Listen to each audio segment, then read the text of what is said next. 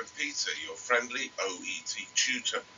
Let's have a look at listening, part A. In this, the second of 5 short videos, we'll look at signposting. Signposting is really important to make sure you don't get lost in the recorded dialogue. As you know, there are 12 questions in each of the sections on part A. That means that on average you should expect a question every 20 seconds, but of course it's not as simple as that. Within sample listening part, the first sample listening on OET.com, the gap between questions can be as little as 9 seconds or as much as 36 seconds, but most, slightly over half the questions were less than 20 seconds between questions.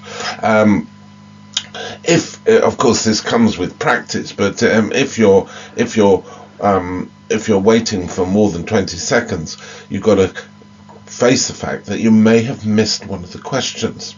There may be all sorts of reasons for that. You might be worried about the answer you gave to a preceding question, or your mind may simply wander, or you might get distracted. What can you do if you do find that you're lost in the dialogue? Well, this is where signposting, and particularly signposting for the subsections that you'll see in the case notes, are very important. And there are 2 types of signposting. The first type of signposting is using the vocabulary of the subsections. So here we have a subsection on initial treatment. In fact, the healthcare professional asked the question, how was this treated? In this case, we've got a slight transformation from the noun treatment in the case notes to the past simple passive verb was treated. In fact, these language transformations is the subject of the 3rd video in this series. The conversation then goes on to referrals, and then after referrals to further treatment. And the healthcare profession asks this question, what any other treatment? Now, you'll notice in this case that both subsections are indicated by a question given by the healthcare professional. It's likely that the healthcare professional is more likely to give questions. It's possible that the patient does so, but it's the healthcare professional who's more likely to ask questions, as they're controlling the pace and direction of the dialogue.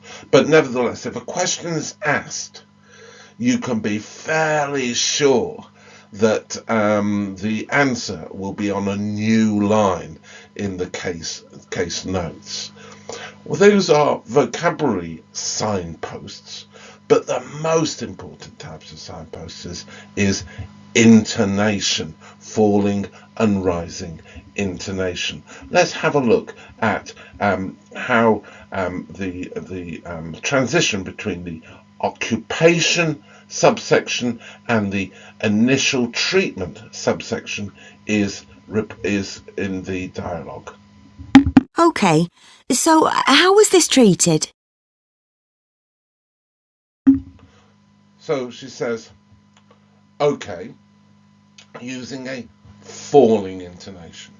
This indicates to the listener and to the patient, that's great. Yeah, I've heard about your occupation. That's fine. No more about that. So the healthcare professional indicates the end of the subsection about occupation with this falling intonation. Okay. And then a rising intonation to show the beginning of the next section. So, how was this treated? Okay, so how was this treated?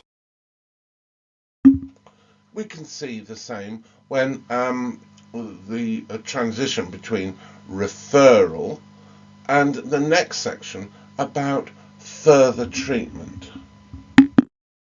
Oh, and he gave me a set of exercises to do at home. I see. Any other treatment? Oh yeah, I almost forgot. There was this course of injections. So in this case, the thing about referrals was shown, the end of the section on referrals, by the healthcare professional saying, I see. Then going on to the start of the next section with a rising intonation.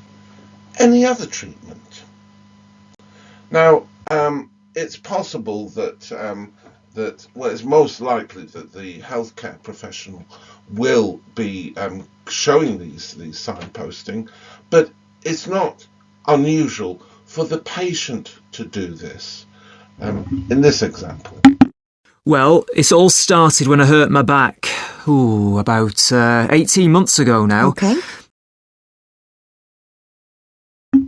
Well, it all started when I hurt my back. So we've got this situation where the patient indicates the next section, the next subsection on the notes.